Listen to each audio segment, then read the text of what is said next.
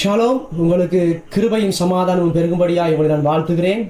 இன்றைக்கு ஒரு விசேஷித்த நாள். அது உங்கள் எல்லாருக்கும் தெரியும்.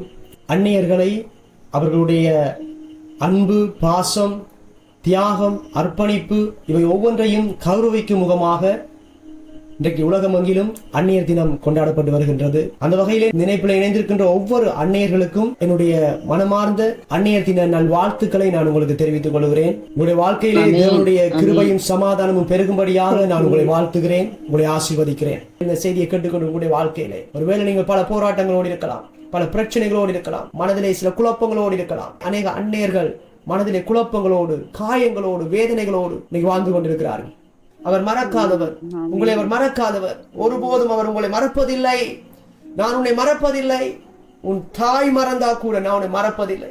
நீ நம்பி இருக்கிற மனிதர்கள் உன்னை மறந்தால் கூட நான் உன்னை மறப்பதில்லை. ஒருவேளை நீ பெற்ற உன் பிள்ளைகள் கூட உன்னை மறந்தால் கூட நான் உன்னை மறப்பதில்லை என்று சொல்லி தேவன் சொல்லுகிறார். அன்றைக்கு தேவன் ஆபிரகாம் சாராளுக்கு வாக்கு கொடுத்தவர். அவருடைய வாழ்க்கையில ஒரு குழந்தை கூட இல்லை, ஒரு பிள்ளை கூட இல்லை. ஆனா வாக்கு கொடுக்கிறார், நீ அநேகம் ஜாதிகளுக்கு தாயாயிருப்பாய் என்று சொல்லி வாக்கு கொடுக்கிறார். அநேகம் ஜாதிகளுக்கு. ஒரு பிள்ளை கூட இல்லாம இருக்கிறார். அவளை பார்த்து சொல்லுகிறார், அந்த நிலைமையில தேவன் சொல்லுகிறார், நீ அநேகம் ஜாதிகளுக்கு நீ தாயாயிருப்பாய்.